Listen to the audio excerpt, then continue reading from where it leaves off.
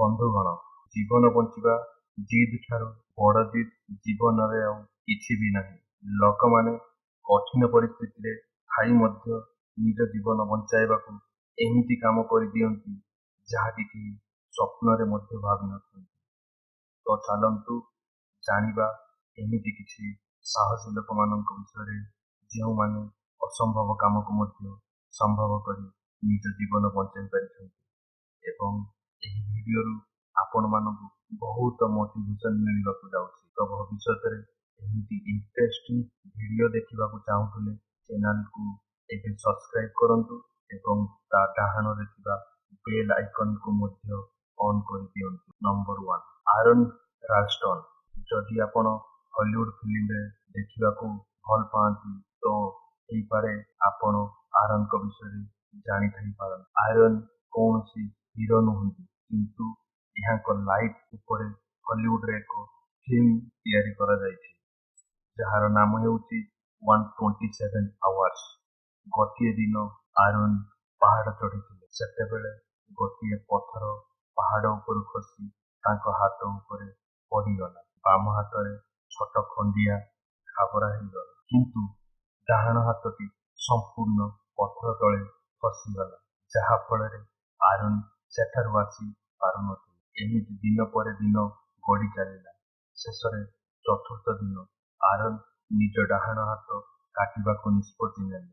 ତାଙ୍କ ପାଖରେ ହାତ କାଟିବା ପାଇଁ କୌଣସି ଜିନିଷ ମଧ୍ୟ ନଥିଲା, କିନ୍ତୁ ଆରନ୍ ହାର ମାନିବା ଲୋକମାନଙ୍କ ମଧ୍ୟରେ ନଥିଲେ। ପାଖରେ ପଡ଼ିଥିବା ଗୋଟେ ଛୋଟ ଧାରୁଆ ପଥର ସାହାଯ୍ୟରେ ସେ ନିଜ ହାତକୁ ସମ୍ପୂର୍ଣ୍ଣ କାଟିଦେଲେ ଏବଂ ସେଠାରୁ ବଞ୍ଚିଗଲେ। 4 ଦିନରେ ଏହି କଠିନ ସଂଘର୍ଷରେ ଆରନ୍ ନିଜ ପାଖରେ ଥିବା 2ଟି ପାଣି ବୋତଲ ସାହାଯ୍ୟରେ ବଞ୍ଚି ପାରିଥିଲେ। ନମ୍ବର 2, ମୌର ପ୍ରସ୍ପେରି। ସାହାରା ମରୁଭୂମିରେ ଖେଳାଯାଉଥିବା ଏହା ଏକ ଏମିତି ମାରାଥନ୍ ଅଟେ ଯେଉଁଥିରେ ଖେଳାଳୀମାନଙ୍କୁ 230 କିଲୋମିଟର 6 ଦିନରେ ପୂରା କରିବାକୁ ପଡ଼େ। 1994 ମସିହାର କଥା। ସେତେବେଳେ ହେଇଥିବା ଏହି ଇଭେଣ୍ଟରେ ଏକ ଅଲଗା ପ୍ରକାର ଘଟଣା ଘଟିଲା। ମୌର ଟ୍ରେସିଓ ନାମକ ଏହି ଖେଳାଳୀ ଜଣକ ସ୍ୟାଣ୍ଡଷ୍ଟର୍ମ ଆସିବା ଯୋଗୁଁ ନିଜର ରାସ୍ତା ଭୁଲିଗଲେ ଏବଂ ମରୁଭୂମିରେ କେଉଁଠି ବି ହଜିଗଲେ। ପରବର୍ତ୍ତୀ 9 ଦିନ ପର୍ଯ୍ୟନ୍ତ ସେ ନିଜର ମୂତ୍ର ପିଇଲେ ଏବଂ ପୋକ ଖାଇ ବଞ୍ଚି ରହିଲେ। କେଉଁଆଡ଼ୁ ସାହାଯ୍ୟ ନ ପାଇ ମୌର ସେଠାରେ ଆତ୍ମହତ୍ୟା କରିବା ପାଇଁ ନିଷ୍ପତ୍ତି ନେଲେ, କିନ୍ତୁ ଏଥିରେ ମଧ୍ୟ ସେ ଅସଫଳ ହେଲେ। ଶେଷରେ ମୌର ନିଜର ଶେଷ ଚେଷ୍ଟା ଜାରି ରଖିଲେ। କିଛି କିଲୋମିଟର ଗଲା ପରେ ସେ ବେହୋସ ହୋଇଗଲେ, କିନ୍ତୁ ଖୁସିର କଥା ହେଲା ଯେ ଅଲରେଡି ଏକ ଗାଁ ପାଖରେ ପହଞ୍ଚି ଯାଇଥିଲେ।